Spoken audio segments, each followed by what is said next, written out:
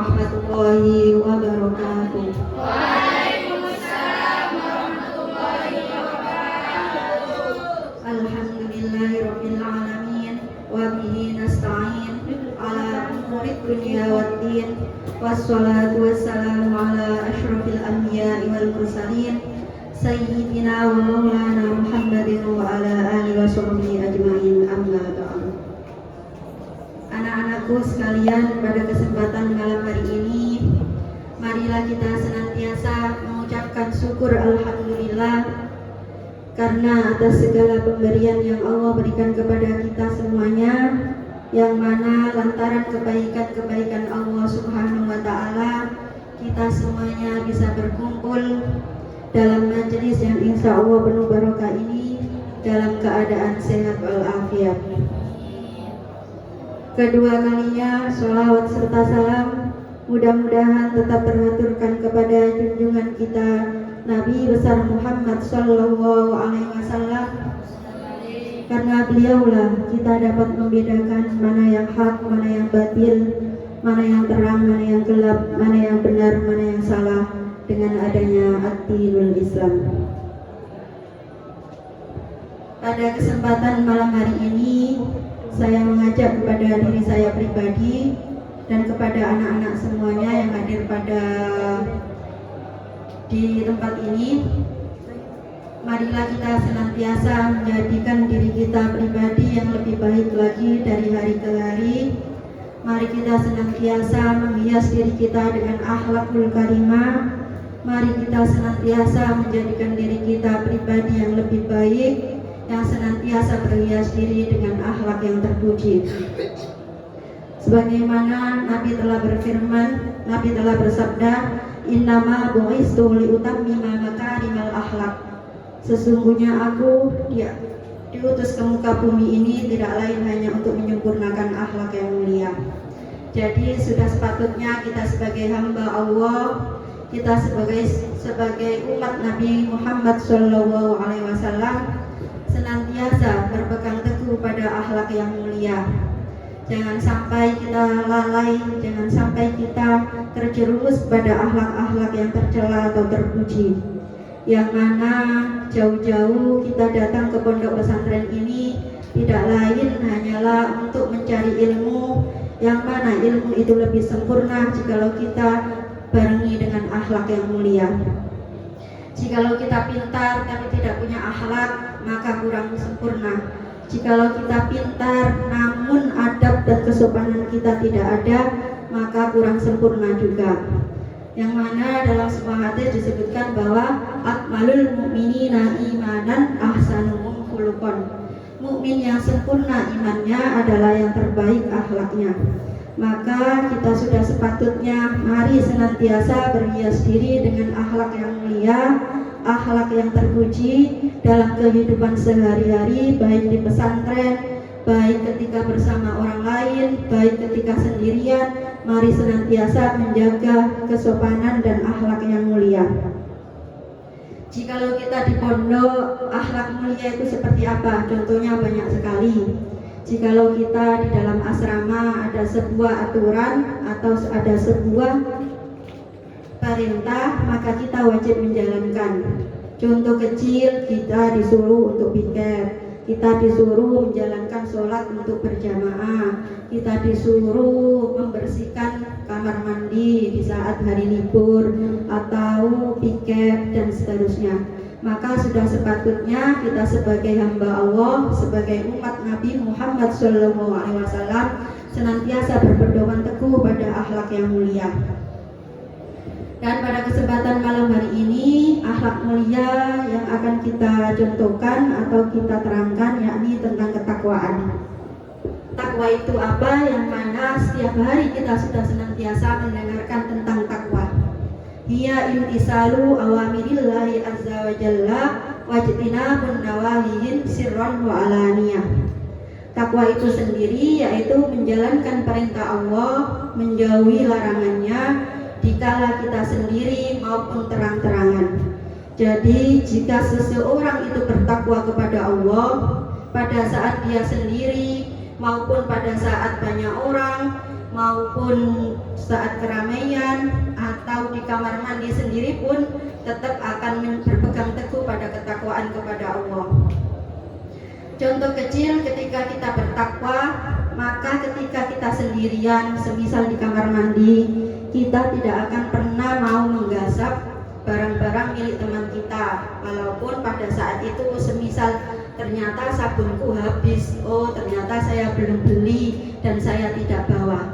Tapi karena kita sebagai hamba Allah, umat Nabi kita Muhammad SAW yang senantiasa berpegang teguh kepada ketakwaan, maka pada saat itu walaupun hanya ada dirinya sendiri, tidak ada yang melihat, tapi dia tetap tidak mau mengambil barang yang tidak miliknya, karena dia meyakini bahwasannya Allah Subhanahu wa Ta'ala dan malaikat senantiasa mengawasi dia. Jadi kalian harus meyakini dan tahu bahwasannya ketika kita dalam keadaan sendiri, ketika kita dalam keramaian, ketika dalam keadaan banyak orang, Allah dan para malaikat senantiasa mengawasi diri kita, dan malaikat yang bertugas mencatat tetap mencatat amal perbuatan kita.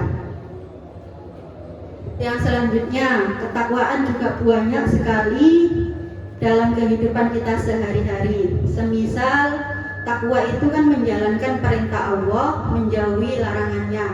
Jikalau kita diperintah Allah untuk meninggalkan berpacaran, maka sudah sepatutnya walaupun kita cantik jelita, walaupun kita itu luar biasa hebatnya dan secantik apapun dan sehebat apapun, tetap kita tidak mau berpacaran. Walaupun di luar sana banyak lelaki yang menawarkan jasa menjadi pacar sampean.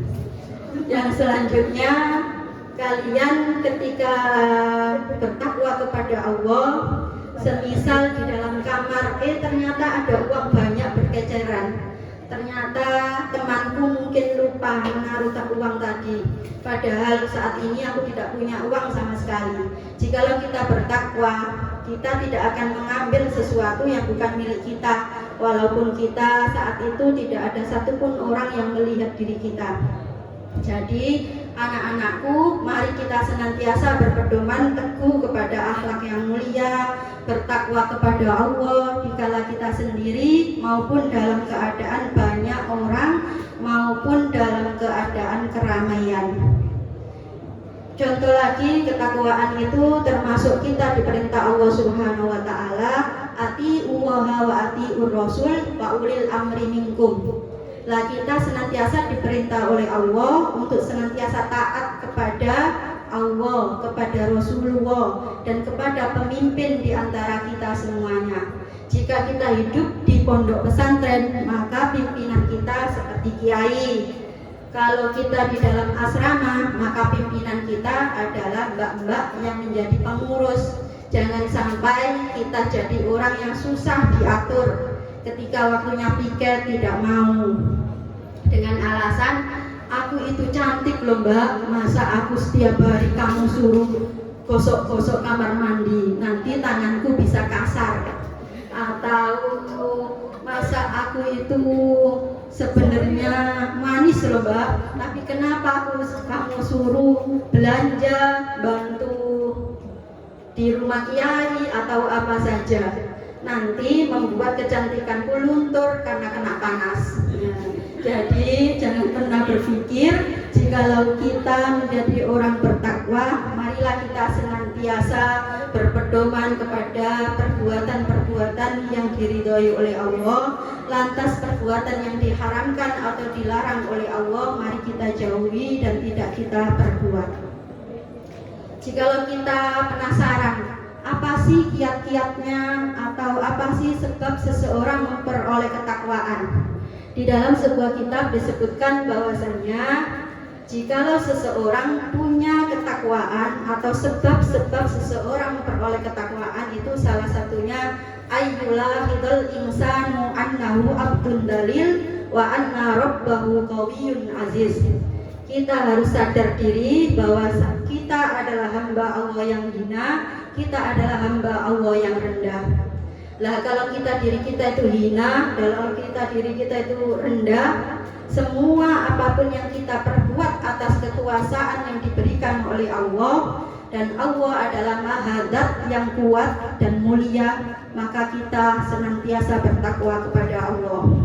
Karena tidak ada perbuatan satupun di muka bumi ini lantaran karena keberanian atau kepandaian atau karena kepintaran kalian, tapi semua yang kita perbuat atas dasar pemberian dari Allah Subhanahu wa taala. Jadi kita harus senantiasa ayyula hidul insanu annahu abdun dalil wa anna rabbahu qawiyyun aziz. Kita harus senantiasa sadar diri bahwa diri kita adalah hamba Allah yang rendah, diri kita adalah hamba Allah yang rendah, kita dalam pengawasan Allah dan ada dalam kekuasaan Allah Subhanahu wa taala yang maha agung dan yang maha kuat dan yang maha mulia dan maha segala-galanya. Yang kedua, jikalau kita pengen selalu dalam ketakwaan, sebab-sebab seorang memperoleh ketakwaan yang kedua yaitu ayyulahidul insanallahi fi jami'il ahwal, ayyatadakkara insanallahi fi jami'il ahwal, yaitu mari kita senantiasa mengingat kebaikan-kebaikan Allah dalam setiap kesempatan. Kita kalau tanpa pemberian Allah Subhanahu wa taala tidak bisa berbuat apa-apa. Walaupun kita setiap hari sudah sesoleha apapun, jangan kira itu karena diri kita, tapi kita harus menyadari bahwa semua juga atas pemberian Allah. Kita bisa sholat 5 waktu secara berjamaah, kita bisa menjadi orang baik, selalu taat, patuh terhadap aturan yang ada di pondok, kita selalu menghormati orang yang lebih tua, kita selalu peduli terhadap lingkungan. Jikalau ada teman yang sakit, kita sering membantu, membelikan obat dan lain sebagainya, lantaran semuanya adalah atas dasar kebaikan-kebaikan Allah yang diberikan kepada kita semuanya. Yang ketiga yaitu ayyatadakkarul maut. Kita harus senantiasa mengingat kepada kebaikan.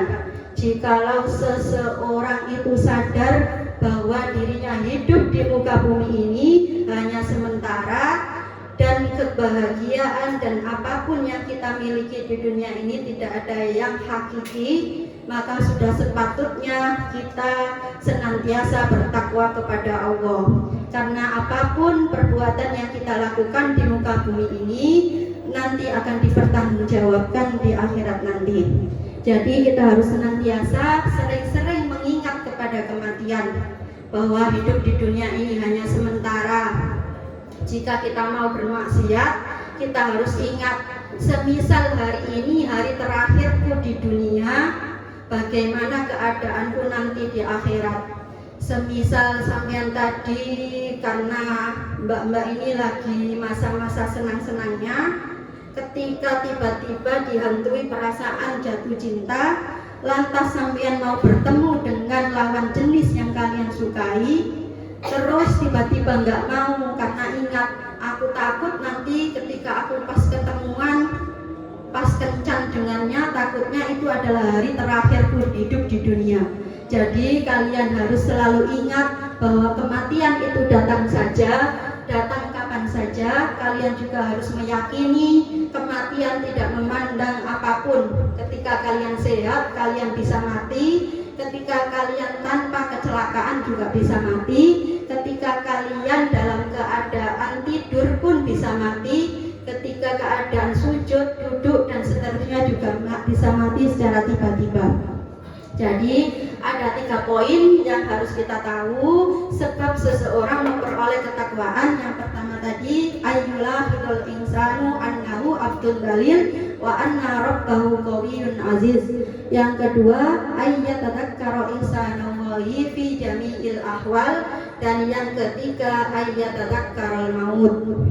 Dari yang apa saya jelaskan, semoga bermanfaat buat kita semuanya dan kita semuanya senantiasa bisa mengamalkan apapun yang kita dengar, apapun yang kita pelajari. Saya mengajak diri kalian dan saya sendiri, ketika saya mengajak bukan berarti saya lebih baik daripada kalian, tapi intinya saya di sini hanya mengajak, dan mengajak itu bisa jadi kalian mengikuti atau tidak. Jikalau orang beriman sudah sepatutnya untuk senantiasa berpedoman kepada ketakwaan dan berpedoman kepada akhlak yang mulia. Ya bunayya, inna rabbaka ya'lamu ma tukinnu fi apa nak? Wahai anakku, Tuhanmu selalu melihat apapun perbuatanmu, apapun yang kau ucapkan oleh lisanmu, dan apapun yang dalam kitab Wasoya dijelaskan, ya bunayya inna rabbaka ya'lamu ma tukinnu fi sadrik wa ma tu'linu bilisanik wa muttali'un ala jami'i a'malik fattaqillaha. Jadi Allah Subhanahu wa taala apa yang tersembunyi di dalam hati kita saja tahu, apa yang diucapkan oleh lisan kita juga tahu, dan seluruh perbuatan yang kita perbuat juga Allah melihatnya. Maka sudah sepatutnya bertakwalah kepada Allah dimanapun, kapanpun, ketika bersama siapapun. Cukup sekian dari saya, kurang lebihnya apabila ada kurang dan lebihnya saya mohon maaf yang sebesar-besarnya. Akhirul kalam, wabillahi taufiq wal hidayah, wardila wal inayah. Assalamualaikum warahmatullahi wabarakatuh. Waalaikumsalam.